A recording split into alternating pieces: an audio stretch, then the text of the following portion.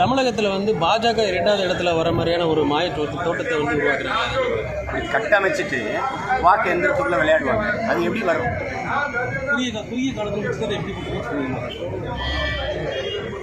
கொண்டு போய் சேர்த்துட்டு தானே இந்த பரப்புரமெல்லாம் கொண்டு போனோம். கொண்டு போய் எங்கள் பிள்ளைகள் சேர்த்துட்டாங்க. இதெல்லாம் எனக்கு வாக்கு செலுத்தணும்னு நினைக்கிறவங்க சீமானுக்கு என்ன சின்னம்னு கேட்பாங்க.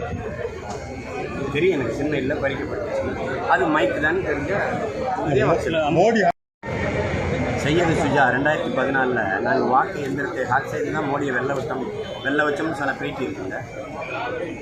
அது தெரிஞ்சு எழுத போன கௌரி லங்கேஷை கொலை பண்ண நிகழ்வை நீங்கள் பார்த்தீங்கல்ல. அதில் பேசி பயனில்லை.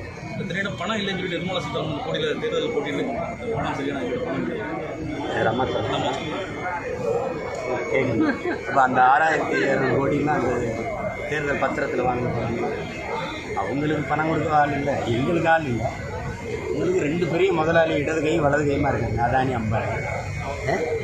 அவர் மகன் திருமணத்துக்காக ஒரு உள்நாட்டு முனைமத்தை இன்னொரு நிலையத்தை பன்னாட்டு முனையமாக மாற்றி 10 நாளைக்கு அவர்கிட்ட கொடுக்குறீங்கன்னா தெரியும் தானே. இப்போ மகன் திருமணத்துக்கு அந்த அளவுக்கு நீங்கள் அவருக்கு வேலை செய்யணும். ஆனால் நாம் தமிழர் வேட்பாளர் வெற்றி பெற்று பாராளுமன்றத்துக்குள்ளே போனால் என்ன மாதிரியான மாற்றம் வரும்?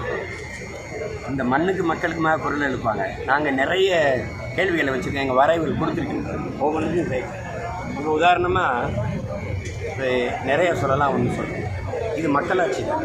மக்களாட்சியின் தலைவர் யார்? குடியரசுத் தலைவர். மக்களால் தேர்வு செய்யப்பட முடியாது. தேர்வு செய்யப்பட்டவர்கள் தேர்வு செய்வார். அந்த அமைப்பு ஜனநாயக துரோகம்.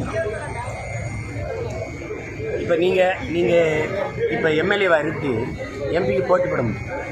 ஆனால் நான் ஆசிரியராக இருந்து எம்பிக்கு போட்டு போட முடியும், எம்எல்ஏக்கு போட்டு போட முடியும். நான் ரிசைன் பண்ணிட்டு வரணும். இந்த முறை எப்படி இருக்குது? இப்போ எம்எல்ஏ நீங்கள் எம்பி ஆகிட்டீங்கன்னு வச்சுக்கோங்க, இது பெரிய பதவினா இதை ரிசைன் பண்ணுவீங்க எம்எல்ஏவில். இல்லை எம்பியில் தோத்துட்டிங்கன்னா திருப்பி இதை தொடர்வீங்க, கண்டினியூ பண்ணிக்கிறீங்க. முறை தவறுங்கிறீங்க. இந்த முறை தவறு இல்லையா? இது பெரிய ஜனநாயக துரோகம். நீங்கள் இன்னொருத்தருக்கான வாய்ப்பை பெறுகிறீங்க. ஒருத்தர் 2 தேர்தலில் போட்டிடுறது, 2 தொகுதியில் போட்டிடுறது. ஒருத்தர் இந்த பதவியிலும் இருப்பார், அப்புறம் இன்னொரு உங்கள் பதவி ஆசைக்கு அப்படின்னா ஒன்று செய்யுங்க. இவர் எம்பி ஆகி போயிட்டார், இந்த பதவி காலி ஆயிடுச்சுன்னா இப்போ விளவங்கோடு தேர்தல் இருக்குல்ல, அது தேவையற்றதுங்க. விஜயதாரணி நீக்கப்பட்டார்னா 2வது வந்தது யார்? அவரை இந்த இடைப்பட்ட காலம் மீதி இருக்கிற 2 ஆண்டுக்கு அவர் சட்டமன்ற உறுப்பினர் அறிவிச்சிருங்க. செலவு மிச்சம். இப்போ மக்கள் காசில் தானே தேர்தல் நடத்துவீங்க.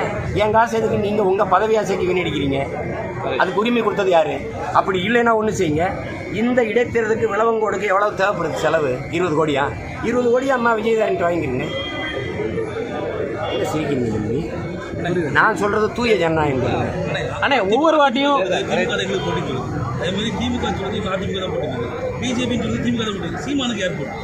இவங்க எல்லாருமே போச்சு, அதனால நான் தனிச்சு நிற்கிறேன். ஒவ்வொரு வாட்டியும் 40 தொகுதியில் போட்டியிட ஒரே கட்சி நான் தான். அது தனிச்சு போட்டியிடும், கூட்டணி இல்லாமல். மற்றவங்களாம் கூட்டணி சேர்த்துட்டு போகிறாங்க. வீரன் தனிச்சு சண்டை செஞ்சால் தான் அழகு.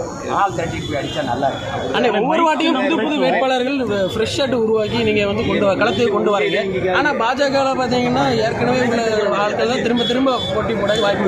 புதுசாக இப்போ யாரும் இல்லையானுங்கிற ஒரு கேள்வி இருக்குது. அங்கேயும் பேசுது இங்கேயும் அது ஒன்றும் பண்ண முடியாது.